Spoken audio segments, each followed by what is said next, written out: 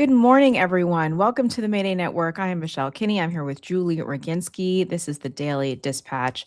A lot of news going on in the last 24 hours and really a huge update about what's happened in Iran. And Julie did a very in-depth deep dive last night, published this on her Substack and giving sort of like the 10 points of this agreement that Donald Trump did with Iran. And I think that, and this is just my opinion, Julie, once the American people realize what has happened here and what he has given away, the American public is going to be enraged and stunned. If you want to start us off, I would, please. Hey, everybody. So, I spent a very long time yesterday going through this 10-point proposal that the Iranians sent over to the United States. I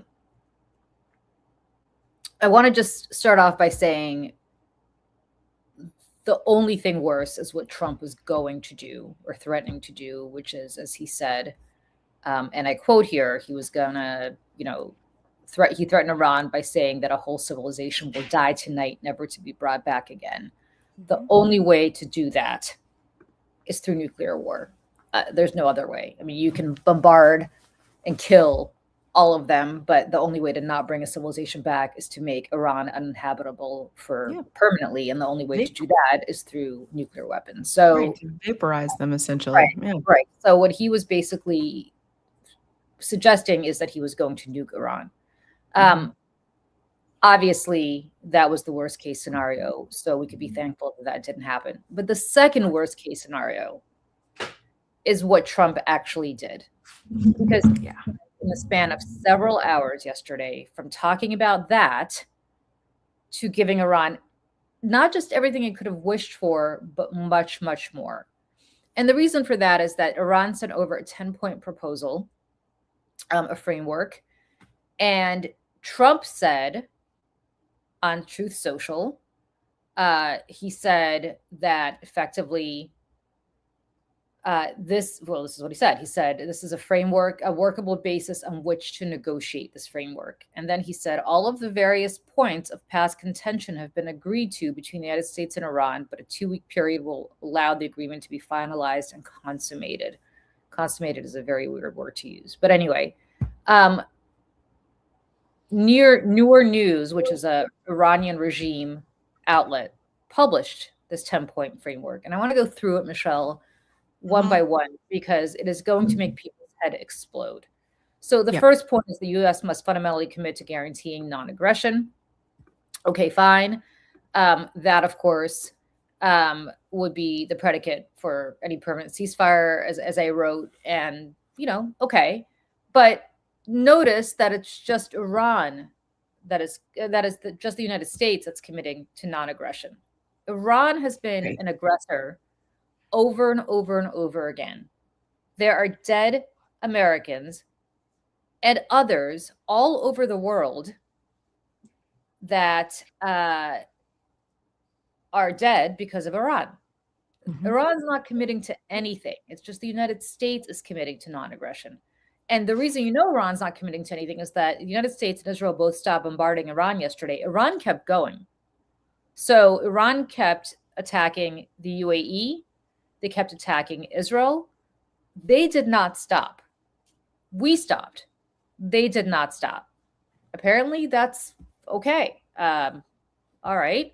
Let's move on. Continuation. This is the part that's just insane.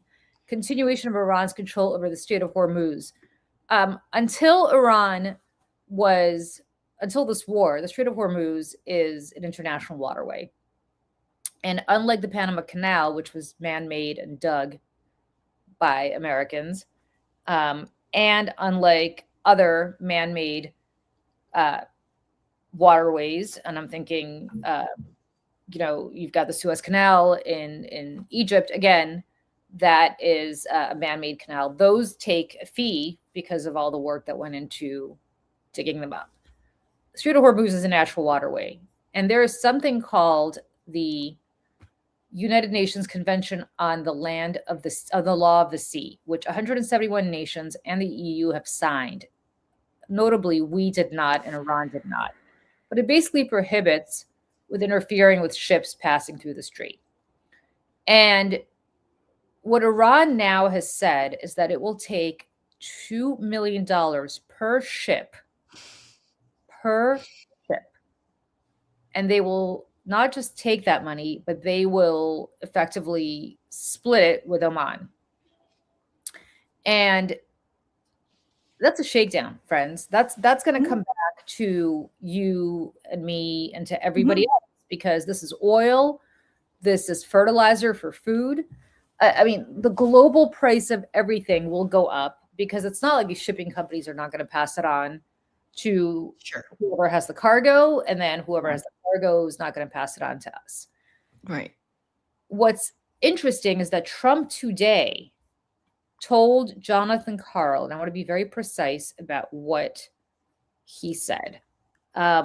He said to Jonathan Karl that, and I'm going to read this from Jonathan Karl's specific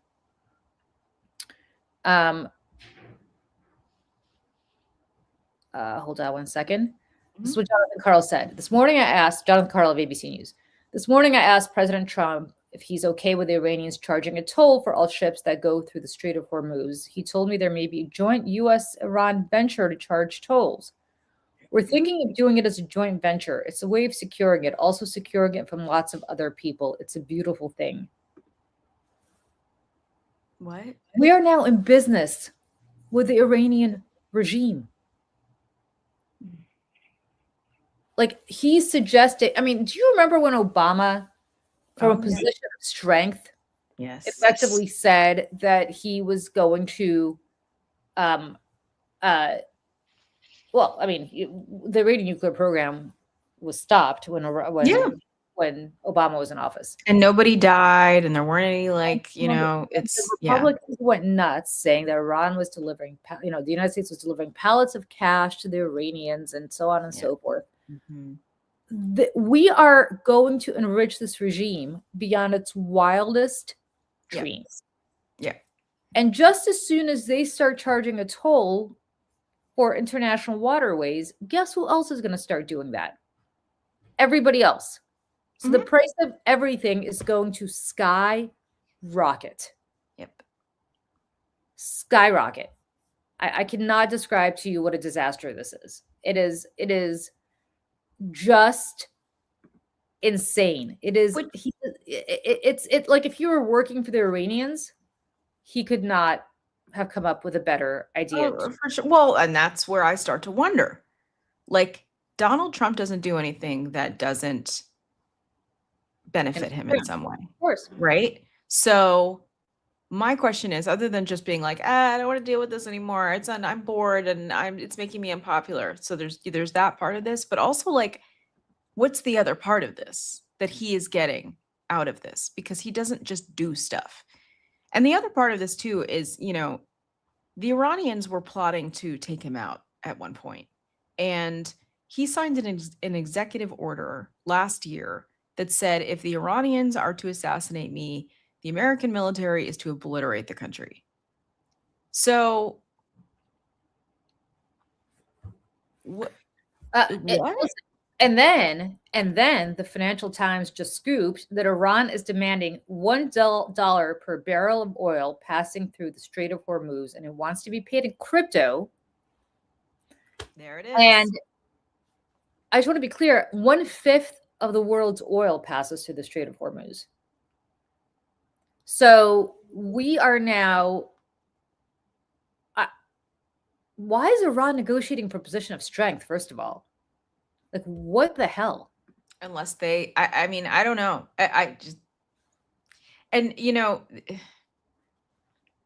their little Lego things that they put out, you know, there's been a shift in their narrative. I don't know if you've watched them or noticed this, basically saying that the rescue, I think the latest one said that they didn't go in to rescue the American soldier, that they were going in the middle of the night to try to steal the uranium.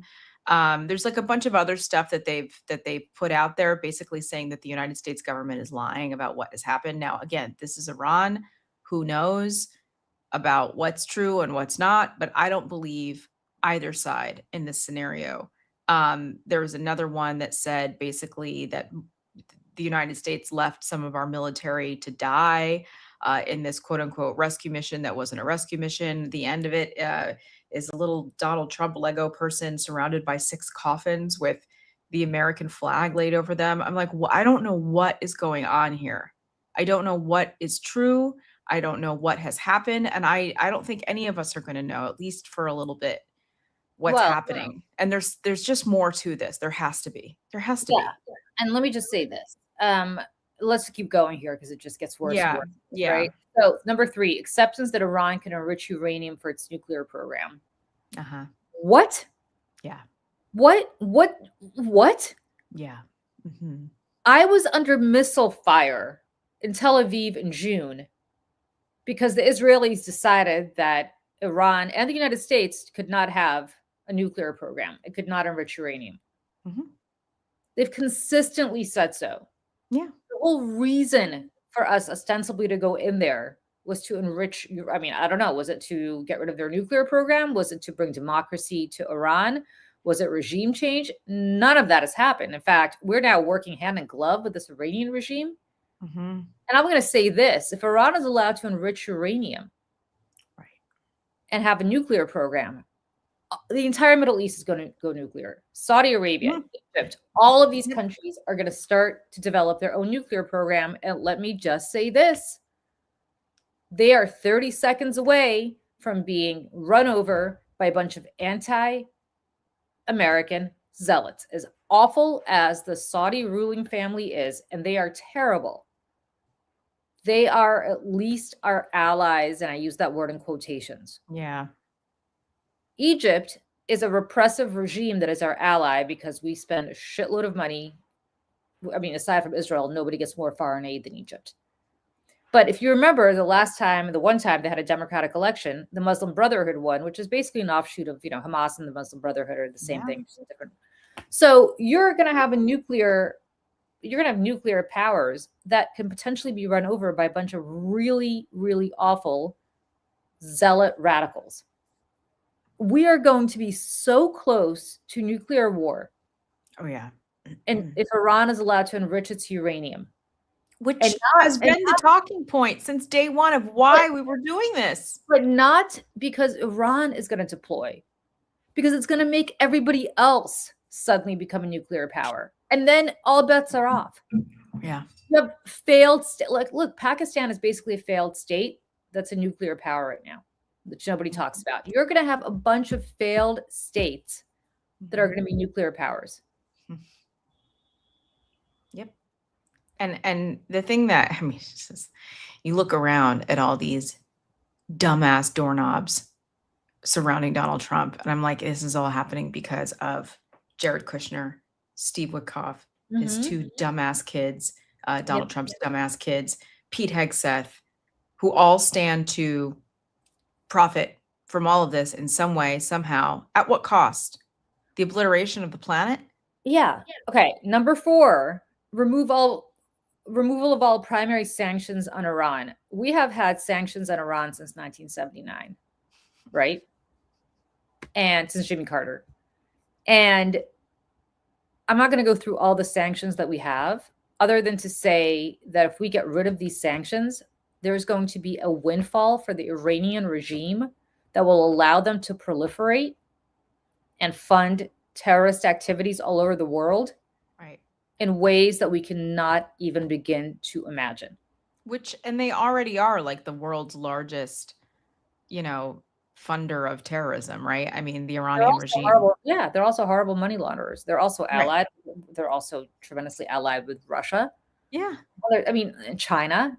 This is like the dumbest. Yeah. Removal of all secondary sanctions against foreign entities that do business with Iranian institutions. And, again, what makes these sanctions against Iran so powerful is that not just the United States is prohibited from doing business, or anybody in the United States prohibited from doing business with Iran. We also put sanctions on others who are not American who do business with Iran. So now we're going to say to the rest of the world, no, go ahead, no problem. Yeah. Don't worry This about one it. is interesting. End of all United Nations Security Council resolutions targeting Iran. These resolutions are kind of bullshit because they pass them and then everybody ignores them, like China and Russia just ignore them. But they still exist on paper, and it's problematic for Iran, and now Iran wants to get rid of them. This one is interesting. End of all International Atomic Energy Agency resolutions on Iran's nuclear program. Again, the IAEA, the International Atomic Energy Agency, can't really, they can't put sanctions in place, but they can pass resolutions that allow others to put sanctions in place. And I just want to be very clear again, by demanding an end to these resolutions, Iran is effectively declaring its intention to go nuclear. They're basically saying, we don't care what the International Energy Atomic Agency, which is the nuclear watchdog, says. We don't want any more resolutions against us. We're going nuclear. Compensation payment to Iran for war damage. So we've now gone from starving Iran's repressive regime of funding, which they were on their, they were broke, to paying for its reconstruction. And Iran now is saying, no, don't worry, you don't have to pay for it directly. We're just going to levy this $2 million fine effectively on any ship passing through the Strait of Hormuz, and that's how we'll recover. And then Trump is like, great, okay, we'll go in business with you to rip them off, pay for your reconstruction. Withdrawal of all U.S. combat forces from the region. I don't know how what they consider to be combat forces. We've got bases all over the Middle East. We've got about 50,000 forces in the region. It's not clear what they mean by combat forces, but it appears as though Iran is mandating how and where the United States military deploys. And I guess we're like, okay, fine, Iran, what? Ceasefire on all fronts, including Israel's conflict with Hezbollah in Lebanon. Now, this one to me is hilarious. Netanyahu today said no. He agreed to ceasefire in Iran, but not with Lebanon. But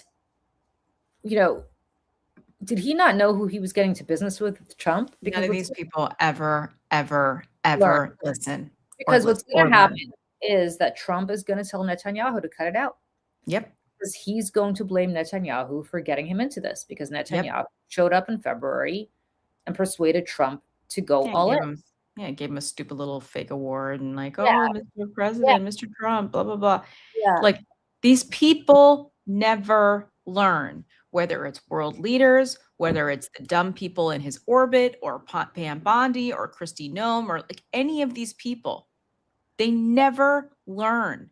You are not special. He will suck the life out of you and then throw you to the wolves. He does not care. He is a malignant narcissist and a psychopath. He has no empathy. He has no capability to have empathy for any other living being, whether that's a human or another animal on planet Earth. He doesn't give a shit. And these people continue to think that they are special. Well, we're Israel. I'm Bibi Netanyahu. I'm this, I'm that. He doesn't care. He's the most powerful man in the world right now. He doesn't give a shit.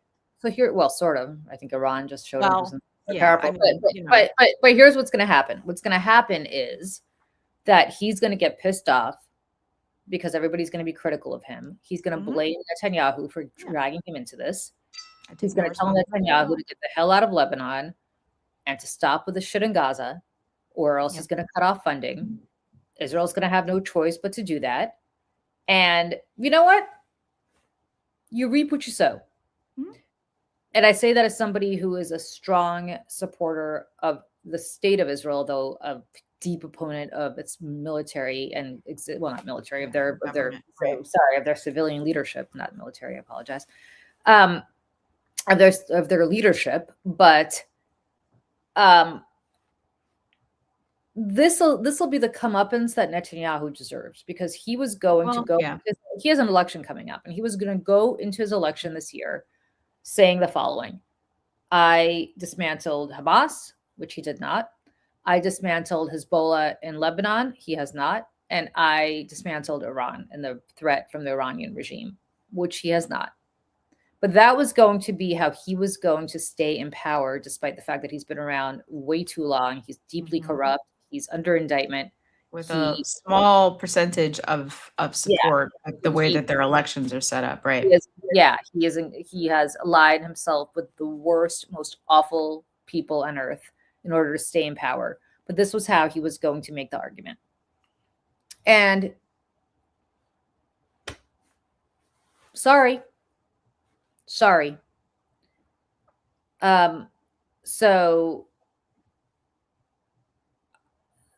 Yeah. this is the biggest humiliation for the United States. Yes. Ever. I mean, I don't know. People keep saying since Vietnam. No, it's worse than Vietnam. It's worse than Vietnam. Because in Vietnam, we actually fought and we actually, this is just. There was a strategy. Just insane. It's insane. This is and again, like because Donald Trump has his, foot on the necks of the media. I'm fearful for all the other reasons why the American people don't know what the hell's going on half the time, that the American people are not going to know about this. I think probably a large swath of the American public right now doesn't know what the hell's going on in Iran anyways. They're like, oh, Iran, what's going on? People don't know. But like this, again, the Republicans, remember like the Republicans signed on to some letter they sent to Iran about the Iran nuclear deal saying that they didn't like it. And, the whole thing was terrible. And it was a huge loss for the Americans and blah, blah, blah, even though, there was no bombs dropped. There was no dead Americans, nothing like that. But now we have a bunch of dead Americans. We have spent billions of dollars. We have essentially given away the farm. And Republicans are like, woo. What?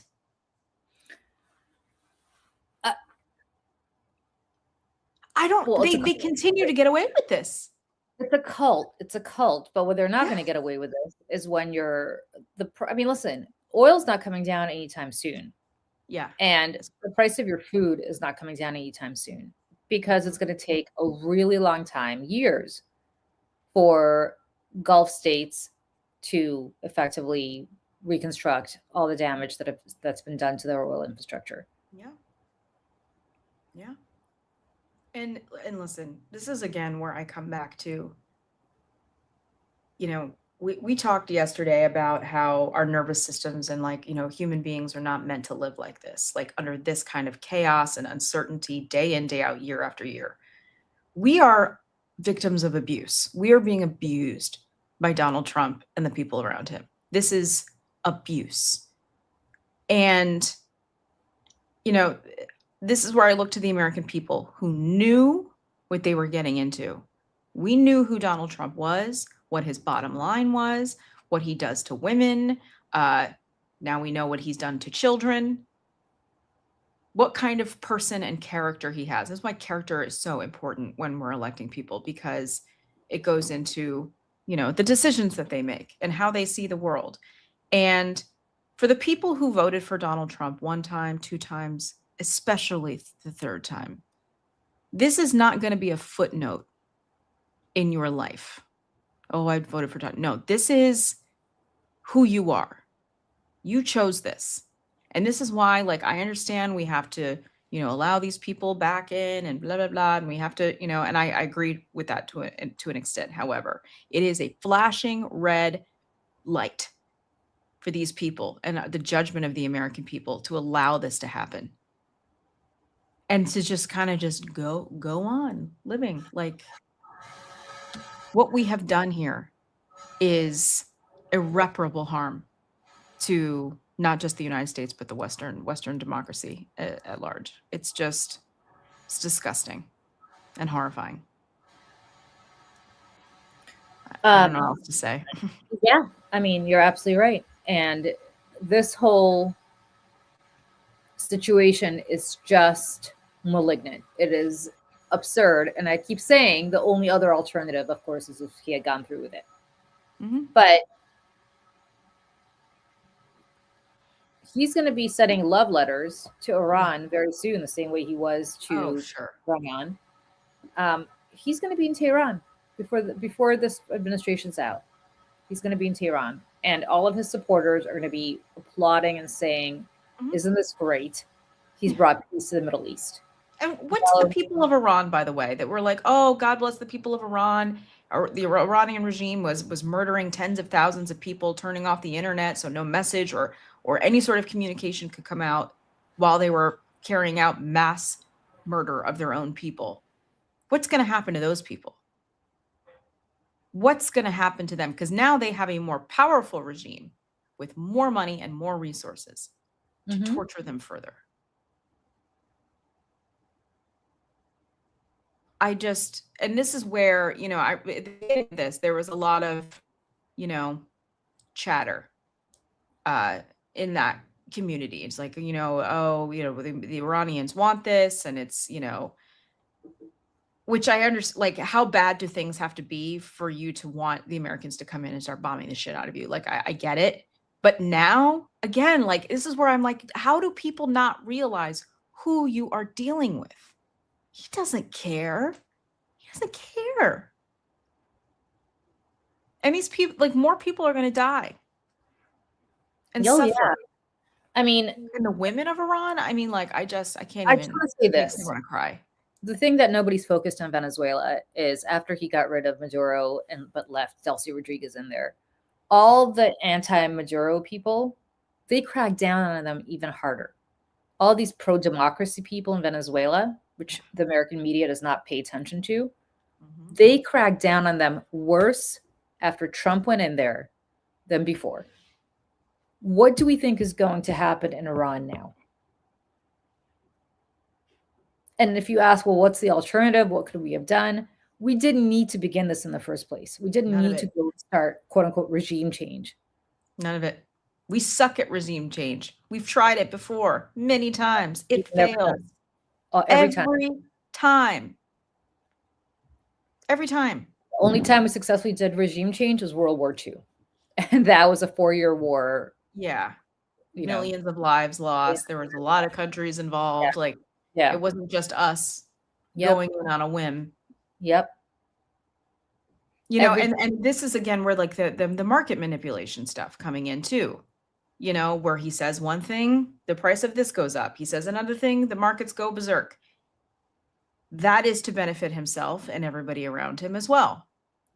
And that is the other part of this that I think will hopefully people will begin to see the light if word can even get out to the average American of how badly we're being not even conned. I mean, that's giving him too much credit. It's just manipulated, right?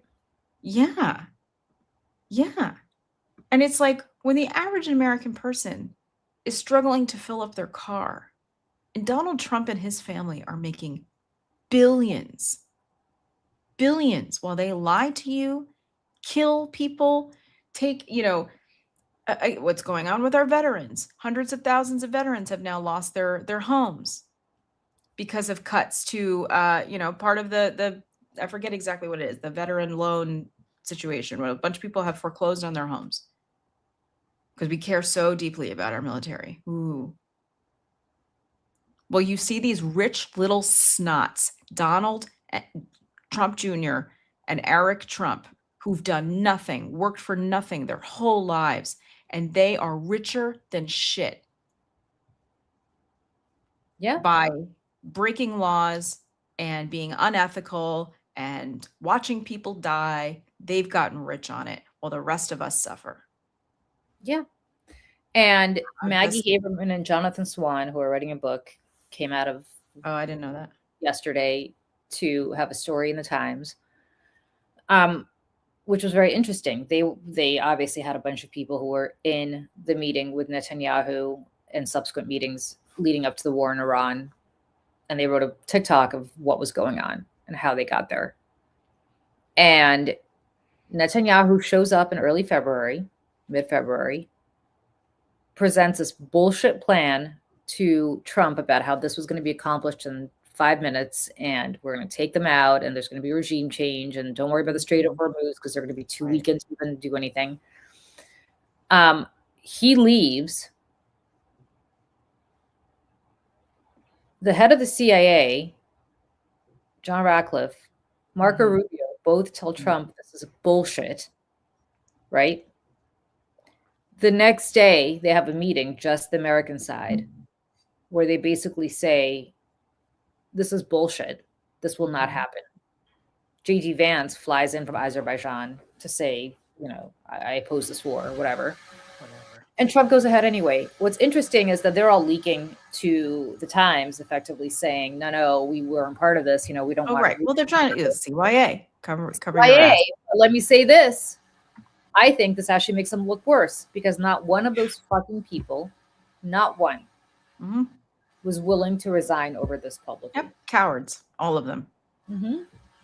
We didn't want to make Daddy mad, but we're going to leak to Maggie Haberman, and because in case we want to run for office, we want to be able to say that we were, we were not, excuse me, in line with the president on this illegal war and committing war crimes. But here's the other thing: roll the tapes, people. So is the New York Times lying? Are they fake news or are they not fake news? Are we supposed to believe something or are we not? Because the only thing I believe is the things coming out of your mouth. And that's what you're going to have to live with. Yeah. Yep. So look, it's this timeline is the worst timeline. We don't need to belabor this. I just wanted people to understand exactly what we're on the cusp of agreeing to here. And the good news is, in Marjorie Taylor Greene's district last night, there was a massive overperformance. Oh, see, I didn't look at the margins. I didn't see the numbers. Massive overperformance, which bodes well for John Ossoff running in Georgia this year. I mean, massive blowout in Wisconsin. So we're talking about Wisconsin, so it's going to it looks like it's shaping up to be a good year for Democrats. I mean, that's assuming, again, all the things that he's putting in place domestically in order to control our elections. Yeah. And to normalize having ICE and military in the streets and who knows? Who knows what's going to happen? Yeah. I don't mean to be a Debbie Downer here, but I think it's important that we all just kind of prepare for any scenario, because things are not good. And I think it was Ruth Ben-Ghiat also tweeted last night that Donald Trump is taking $15 million from some fund to fund the arch that's named after him. Did you see this? I did not, no. Let me go to her thing because she said, welcome to autocracy. Excuse me. Here it is. New reporting reveals Trump plans to use $15 million from the National Endowment for the Humanities to pay for an arch named after himself in Washington, D.C. This is the same humanities endowment funding that DOJ cut from any project that mentioned DEI. There you go. And she said, welcome to autocracy. And, there's one more thing I actually would like to just mention on our way out of this conversation today, is something that Mehdi Hassan tweeted last night that has me feeling some kind of way. I sent it to you this morning, and, Mehdi is really good at what he does. He's a very smart person, blah, blah, blah. However, when you are writing things like this, I question what the hell is going on with you. If you're listening and not watching, I will read this to you. It is a quote tweet from President Zelensky in Ukraine. Zelensky says, first, it is unfortunate that the UN Security Council has once again failed to demonstrate effectiveness and act decisively in the face of such a global threat as the Iranian regime's blockade of the Strait of Hormuz. No one should be allowed to block such globally significant sea. Mehdi Hassan quote tweets this, says, it's astonishing that you, a world leader who many respected for standing up to an illegal attack on your country, now support an illegal attack on another country. It completely kills your credibility. Right now, Iran is Ukraine. You may not like to hear that, but that is a fact. What? What on earth is that bullshit? He's getting absolutely killed in the comments, but like, it doesn't matter. Like the fact that you're even saying that to be good, I'm like, what? It would be nice if Mehdi released who the funders to Zateo are. That would be, because he has not. He has refused. Yep. And anybody saying Mehdi is right? Yeah. Nope. No. Iran has sent tens of thousands of Shahed drones to Russia to go after Ukraine. If Iran had not done that, the war in Ukraine would have been over much sooner. Yep. And it is absolutely true that there is no excuse for what Iran is doing, ripping people off in the Strait of Hormuz right now. Mm-hmm. So they are not the victims here. They are a repressive, awful regime. Yeah. For whom we should have no sympathy. We have sympathy for the Iranian people, yes, but not for this regime. No. And I'm not suggesting Iran is not Ukraine. Like and there's people on Substack being like, "What's wrong with that?" It's true. My head's gonna explode. I'm just gonna close my laptop because it's gonna piss me off. Yeah, no. I feel like my head's gonna. Iran is not Ukraine. No, not in any scenario at all. Oh my God. Like, I'm sorry. Like, do people not realize what's also happening with, like, again, the genocide of the Ukrainian people, in addition to the fact that they're trafficking hundreds of thousands of children out of the country into Russia to re-indoctrinate them? Anyways, whatever. Yeah. But the stuff blows my mind. Just really blows my mind. I agree. Okay. On that note, it was great to see everybody. We'll probably be back later today, and we will talk to you later. Bye, everybody. Like and subscribe, everybody. Like and subscribe. We'll see you later. Bye-bye. Bye.